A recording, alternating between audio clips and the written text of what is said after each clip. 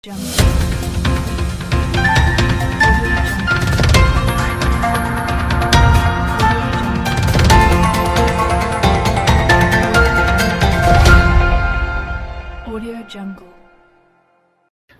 मी Punjab duck. आज आहे 30 September 2025.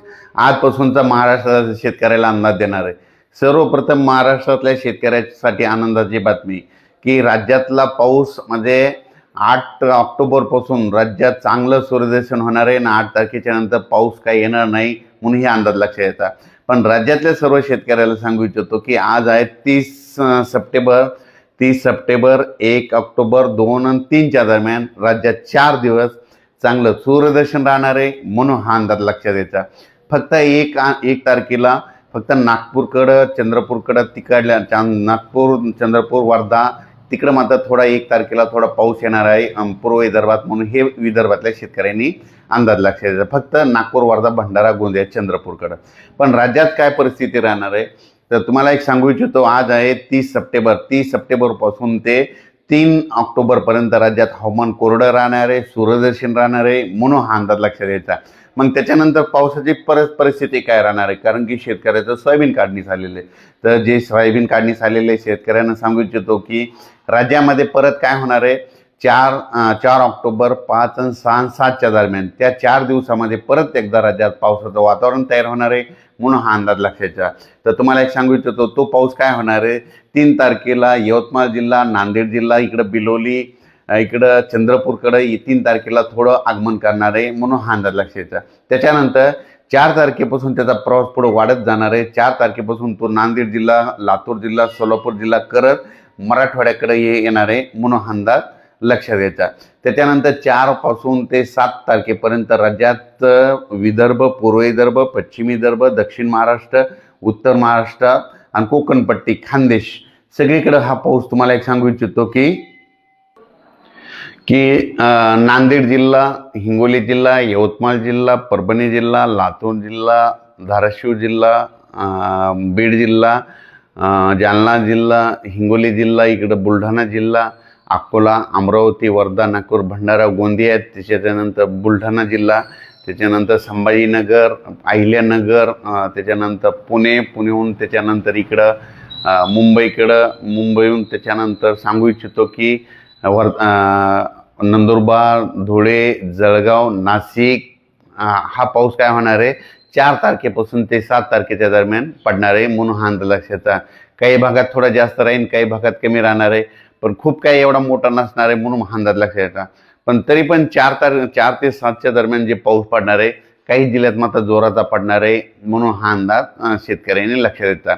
त्याच्यानंतर 8 ऑक्टोबरला मात्र चांगलं सूर्यदर्शन होणार आहे म्हणून हे लक्षात येतं. आणि शेतकऱ्याला एक मी म्हणत असतो ना की पाऊस निघून जाणार हे कशाने ओळखायचं तर निसर्ग संकेत देतं की आज देखील औंढा तालुक्यामध्ये बऱ्याच ठिकाणी जाळेधुई दिसली. त्याच्यानंतर 2 तारखे म्हणजे त्या दिवशी 28 तारखेला पूर्णा तालुक्यात बऱ्याच ठिकाणी जाळेधुई पाहायला मिळाली. जाळेधुई आल्याच्या नंतर कंप्लीट 12 दिवसाला पाऊस निघून जातो हा निसर्ग सांगतो म्हणून सगळ्यात महत्त्वाचा हे अंदाज सगळ्यांनी शेतकऱ्यांनी लक्षात द्यायचा.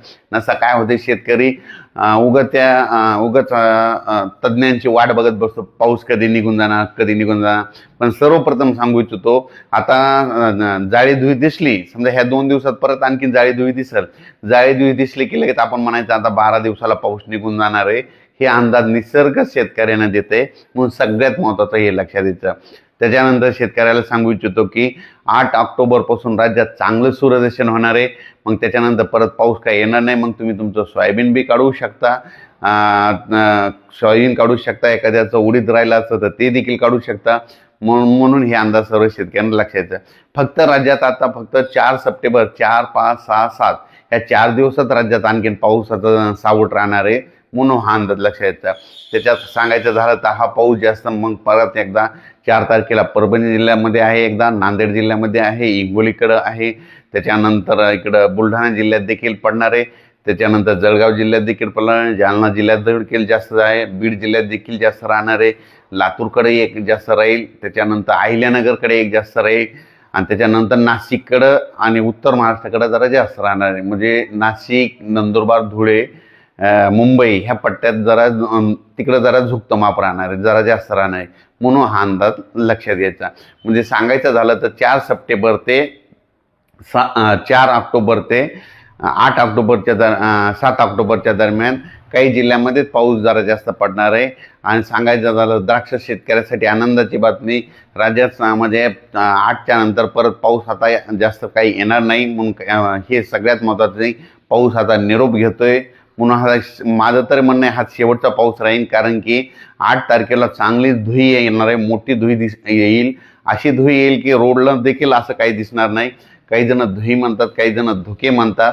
म्हणून हे देखील लक्षात द्या. 8-9च्या दरम्यान अशा धुई धुके राहील आणि त्याच्यामध्ये जाळे देखील दिसेल. मग तसं दिसलं की समजायचं, ज्या भागात दिसलं की समजायचं आता पाऊस निघून चालला. हे सगळं निसर्ग सांगतोय. म्हणून हे अंदाज सगळ्या शेतकऱ्यांनी लक्षात द्यायचा. आणि ज्यांचं कोणाचं आता ह्या 1-2 दिवसामध्ये जर खडकाची जमीन असली सोयाबीन काढायला आला असेल तर तुम्ही तुमचं काढू शकता. कारण की आता आज 30 तारखेपासून तर 3 तारखेपर्यंत चांगलं ऊन पडणार आहे. दिवसभर कडक ऊन राहणार आहे. काही पाऊस येणार नाही. फक्त काय असतंय तुम्हाला एक सांगू इच्छितो, स्थानिक वातावरण तयार होऊन अर्ध्या तासाचा 22 मिनिटाचा, 15 मिनिटाचा, 10 मिनिटाचा पाऊस पडतो. म्हणून हे लक्षात येतं. पण एवढा नदी नाले पूर येणारा सध्या तरी महाराष्ट्रात पाऊस 3 तारखेपर्यंत येणार नाही. म्हणून हा अंदाज सर्वप्रथम शेतकऱ्यांनी लक्षात द्यायचा. सर्व शेतकऱ्यांना सांगू इच्छितो, जनतेला सांगू इच्छितो की सध्या तरी म्हणजे आता 3 तारखेपर्यंत असं एवढा मुसळधार कुठं अतिमुसळधार असा पाऊस काही पडणार नाही. म्हणून हा अंदाज सर्व राज्यातील आपल्या शेतकऱ्यांनी लक्षात घ्यावा. त्याच्यानंतर फक्त 4 ऑक्टोबर ते 7 ऑक्टोबरच्या दरम्यानच काही जिल्ह्यात पाऊस पडणार आहे. आणि ते काही ठिकाणी जोरात पडेल, कुठं जास्त पडेल, कुठं कमी पडेल. म्हणून हे देखील लक्षात द्यायचं.